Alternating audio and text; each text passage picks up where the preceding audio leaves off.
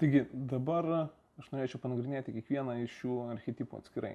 Aš, kaip minėjau, nagrinėdamas šios archetipus, aš taip pat pašnekėsiu apie paskutinį žaidimą, kurį aš žaidžiau. Aš norėčiau paaiškinti, kodėl aš tai darysiu. Taigi žaidimas, apie kurį aš pasakosiu, yra Star Wars The Old Republic.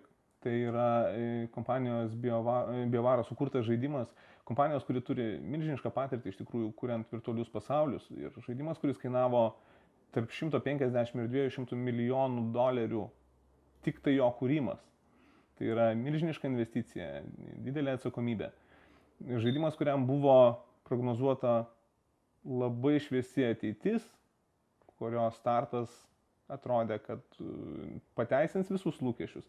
Ir kuris nesulaukęs net pusės metų savo egzistavimo pradėjo strimgalviais kristi žemyn šio žaidimo vartotojų bazę. Tam gali būti daugybė priežasčių ir tiesiog vienas iš priežasčių, aš manau, yra tai, kad BioWare'as padarė daug klaidų susijusių būtent su vartotojų archetipais, kuriuos nustatė Bartas. Taigi, pirmas archetipas, apie kurį aš šnekėsiu, yra Exploreris. Bendrai paėmus, tai yra žmogus, žaidėjas, kuriam labai patinka atrasti naujas vietas, patinka atrasti kažkokias slaptas vietas, jam patinka spręsti mįsles, jam patinka įvairiausias detalės, kurias jūs sukūrėte, istorijos, kažkokios tai asmenybės ir panašiai ir taip toliau. Subkategorijos Explorer yra mokslininkas. Tai yra žaidėjas, kuris sukuria kažkokią tai teoriją apie tai, kaip veikia jūsų pasaulis ir jis tikrina, ar jo teorija veikia. Tada jis metodiškai siekia žinių ir jisai stengiasi paaiškinti pačius įvairiausius fenomenus, kuriuos jūs sukuriat savo žaidime. Pavyzdžiui, jeigu jūsų žaidime yra pienas ir jūs tą pieną nešiojatės, pavyzdžiui, 2 metus, nes jūsų žaidimą galima žaisti 2 metus, tas pienas nesugenda, ne? Ir panašus taip dalykai. Tada kita subkategorija yra hakeris. Hakeris toks intuityvus exploreris. Jisai eksperimentuoja ieškodamas prasmės. Jisai nekuria kažkokių teorijų, jisai pamato kažkokius įvykius ir jis tiesiog bando išsiaiškinti, kokia prasmė yra tų dalykų, kuriuos jūs sukūrėte. Jis daugiau į žaidimą žiūri ne kaip žaidėjas, bet kaip toks pusiau kūrėjas. Jam yra įdomu, kaip viskas veikia ir kodėl jūs tai padarėte. Jisai turi tokį intuityvų supratimą, kuris nereikalauja jokių testų. Ir jisai eina per jūsų žaidimą smalsumo traukimas, jam, kuriam įdomu, tenai jisai ir keliauja. Ir jisai siekia atrasti fenomenus. Jeigu mokslininkas jis siekia paaiškinti, kodėl kažkoks fenomenas veikia šitaip ar kitaip, jam tiesiog yra įdomu visi fenomenai, kurie pas jūs žaidime atsiradė dėl kažkokių tai priežasčių. Kai kuriate žaidimą ir turite omeny šitą psichologinį archetipą, jūs žinote, kad bus didelė dalis žaidėjų, kurie bus exploreriai. Tai ką jūs turite daryti? Iš esmės jūs turite sukurti didelį kontentą. Tai yra būtent tas tipas, kuris labiausiai domisi visų kontentų, kuriuo jūs sukūrėte. Taip pat visas jūsų pasaulis, jo dydis, jo fizika ir panašus dalykai. Taip pat, turėdami šitą archetipą omeny, jūs žinosit, kad bus daug žmonių, kurie norės pasižiūrėti, ką jūs sukūrėte. Jie perės per šitą kontentą savo smalsumą, patenkins pakankamai greitai ir jiems atsibos. Ir tada jisai išeis iš jūsų žaidimo. Jeigu jūs norite jį toliau laikyti savo žaidime, jūs turite sukurti mįsles kažkokias slaptas vietas, kurias jisai turi surasti. Dabar jūs galite surasti super slaptą vietą, tarkim, kokiam nors miške tam tikrų metų, tenais susidarius tam tikrom sąlygom iš dangaus krinta spindulys, kuris parodo kažkokią tai slaptą vietą, kurią žmogus šiaip pro šalį praeidamas būtent kitų metų niekada nesurastų. Tokie dalykai neveikia, nes tam, kad explorerį paskatinti, ieškoti tokių slaptų vietų, jis turi žinoti, kad jos egzistuoja. Jis nebūtinai turi žinoti, kur ir ką jisai ras, bet jis turi žinoti, pavyzdžiui, kad šitame miške yra slapta kažkokia tai vieta. Jūs turite jam duoti šitą informaciją, ar ten kažkokiam dialogė bus paslėpta užuomina apie tai, ar jis ten ras kažkokią tai magišką lobio planą, ar dar kažką tai panašaus. Tada sukurti mislės ir galvosūkius, tai yra tiesiog rebusai.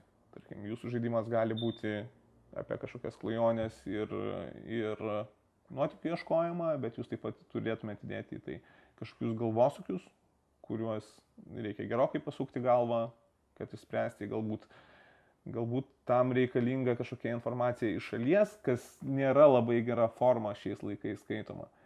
Bet tai priklauso nuo žaidimo, tarkim. Jeigu jūsų žaidimas yra apie tamplierių ordiną, pavyzdžiui, nėra nieko blogo, jeigu jūs padarysite kažkokias tai mislės, kurios reikalaus, tarkim, jidiš kalbos žinojimo ar lotynų kalbos žinojimo. Bet jeigu jūsų žaidimas yra skraidimo lėktuvai simuliatorius, turbūt lotynų kalbos nereikėtų tai painioti. Toliau, kitas dalykas, kurį jūs turėjote omeny, kad mislės, visas tas kontentas, kurį jūs sukuriate, turi būti prasmingas. Sekantis dalykas, tie dalykai, kuriuos Exploreris randa, jie turi būti dalykai, kuriais galima pasigirti, kuriuos galima papasakoti kažkam tai kitam, kuriuos galima parodyti kažkam kitam, nustebinti kitus žmonės.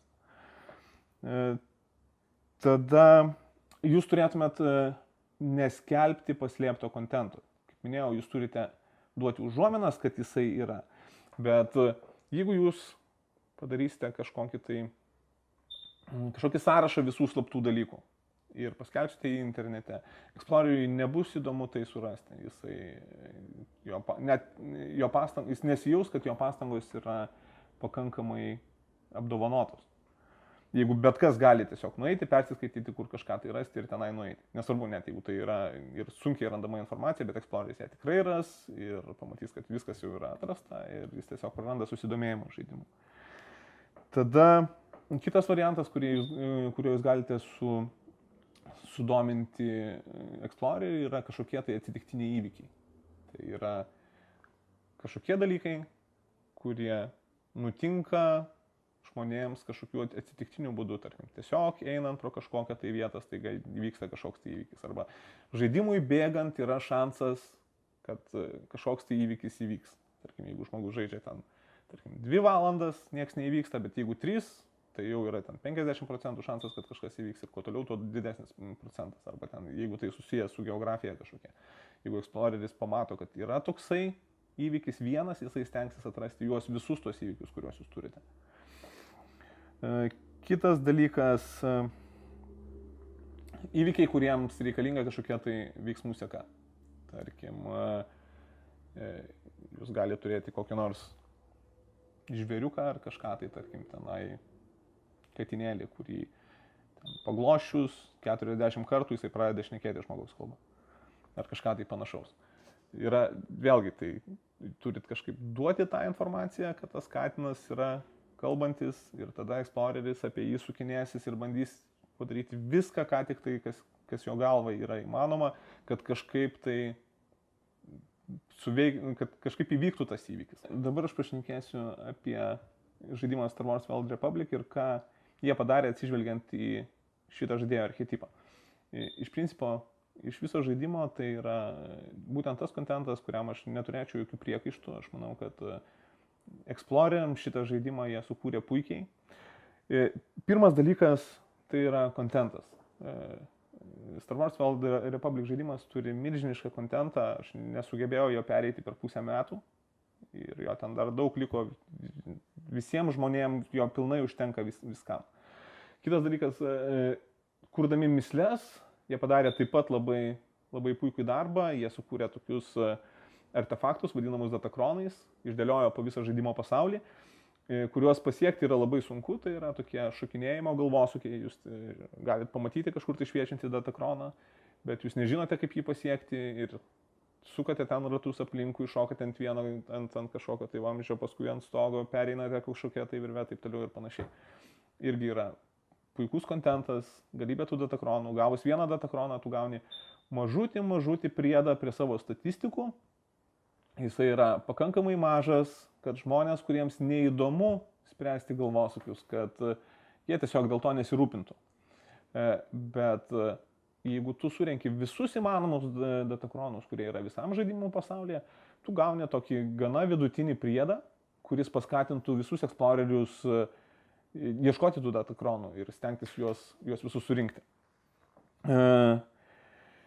Galbūt toksai minusas būtų, kad BioWare'as nedavė jokių duomenų apie mechanikas ir exploreriam gana sunku daryti savo kažkokias tai teorijas ir jas pagrysti, bet tai nėra iš tikrųjų taip svarbu, nes būtent net tuose žaidimuose, kur žaidėjų kūrėjai neduoda iš vis jokios informacijos, būtent exploreriai yra tie, kurie tą informaciją sukuria, net jeigu iki formulių lygių, iki grafikų, iki funkcijų, net jeigu jūs neduodat iš vis nei vieno skaičiaus, jeigu jūsų žaidimas pakankamai geras, po kažkurio tai laiko jūs pamatysite visas formulės matematinės, kurias jūs naudojate, kurdami algoritmus. Turėkite omeny, kad exploreriams yra labai svarbu dalintis informaciją, dalintis patirtimi tarpusavėje ir su kitais. Tai jūs turite sukurti kažkokią tai informaciją, kurią jie galėtų duoti kitiems žmonėms. Ir jiems nepatinka kartojimas. Taigi BioWare nėra iš vis ten jokio kartojimo, kontentas yra milžiniškas. Jeigu jūs kurite, negalite sukurti daug kontento, jūs tiesiog turėkite omeny, kad galbūt jums reikėtų daug kažkokių tai galvosūkių, kažkokių taip, jeigu negalit padaryti didžiulio pasaulio, kuris iš tikrųjų kainuoja didelės investicijas, gal jūs galite padaryti daug mažų galvosūkių ar kažko tai panašaus. Nes jeigu jūs žaidimą padarysite labai pasikartojantį, exploreriai tiesiog pabėgs iš jūsų žaidimų.